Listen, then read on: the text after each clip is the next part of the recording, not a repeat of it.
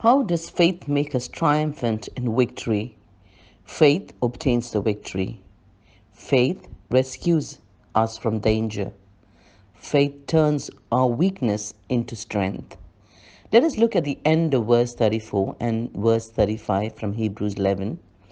Whose weakness was turned into strength, and who became powerful in battle and routed foreign armies. Verse 35. Women received back their dead, raised to life again. There are many examples in the Old Testament where Israelites defeated a vastly superior military force by God's power and strength. One striking example is Gideon and his 300 men. God told Gideon in the book of Judges, "You have too many men to deliver Midian into their hands." Judges 7:2. And so God deliberately whittled Gideon's army down to 300. Why?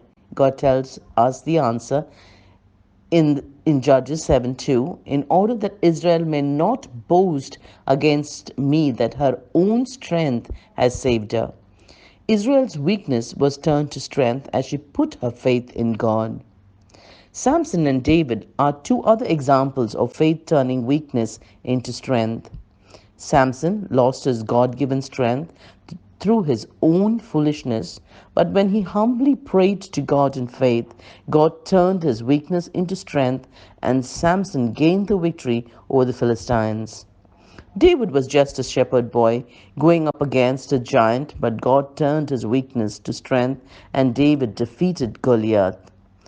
We find this principle repeated in the New Testament also. God told Paul in the book of 2 Corinthians 12, verse 9, "My grace is sufficient for you, for my power is made perfect in weakness." Here is a very important truth. Your weakness in any situation is never a problem for God, although your strength may be. That's because when you trust in your own strength instead of God, then you are not exercising faith. And it's faith that turns weakness into strength. I repeat, your weakness in any situation is never a problem for God, although your strength may be. That's because when you trust in your own strength instead of God, then you're not exercising faith. And it is faith that turns weakness into strength. We find this principle illustrated again in verse 35 with women who received back their dead raised to life again. The Old Testament examples here are the widow of Zarephath, whose son died and raised to life again by the prophet Elijah, 1 Kings 17 to 24, and the Shunammite woman whose son was raised by Elisha, 2 Kings 4:18 to 37.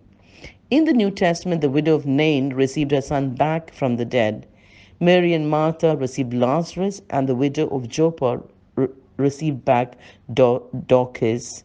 Notice how the verse emphasizes that women received back their dead. Women did not have the same resources in those days as today, and so this was indeed a time of great weakness for each one of them. They were helpless in the face of death, and they were dependent on the ones they lost to help provide for their daily needs. Through faith, God turned their weakness into strength, and God gave them back their loved ones who had died. 1 John 5:4. This is the victory that has overcome the world, even our faith. I pray that you also overcome your weaknesses into strength through faith. Be blessed.